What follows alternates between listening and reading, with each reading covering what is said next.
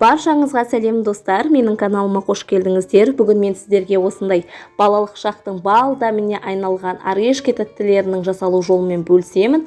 Құрамы өте қарапайым, жасап көріңіздер, балаларыңызға да өздеріңізге де ұнары сөзсіз. Жұмысымызды 2 жұмыртқаға 100 грамм шекер қосып, шекер ерігенше жақсылап араластырудан бастаймыз.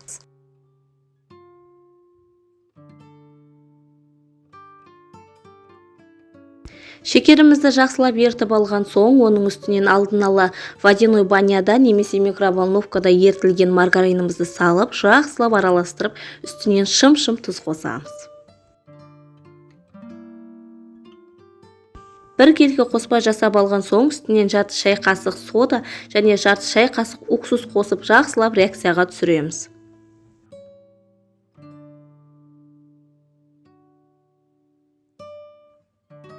Барлық қоспамызды араластырып, бір келкі масса жасап алған соң, үстінен аз-аздан ұн қоса отырып, венчикпен немесе қасықпен араластыра отырып, жұп-жұмсақ қамыр илеп аламыз.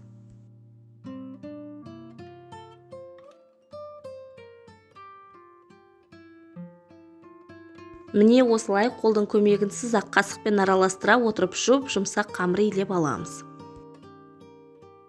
Дайын болған қамырымыздың осылай бетін жауып, жарты сағат холодильникке немесе 15 минут морозильникке есін жиғанша салып қоямыз.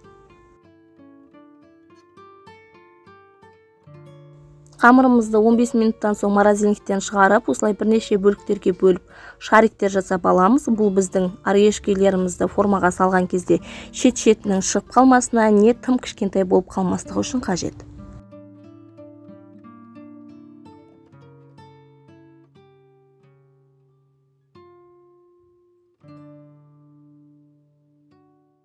Осылай шариктер жасап болған соң, бір шетінен формамызға салып, қызарғанша 2-3 минуттай ұстап, барлығын пісіріп аламыз.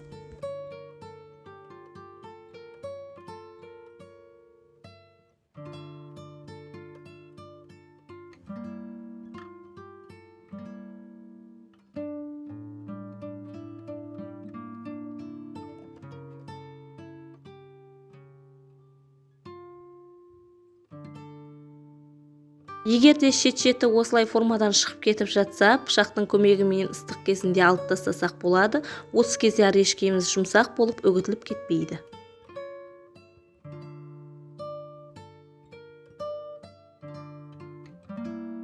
Мен бұл жолы салмасына тек варенка қолдандым. Сіз варенкамен қоса грек жаңғақтарын және нутелла қолдансаңыз, өте дәмді орешки шығады.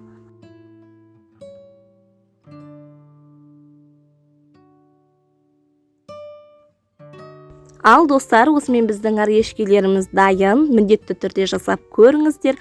Қонаққа ұсынсаңыздар да, өздеріңіз жесеңіздер де өте дәмді болып шығады.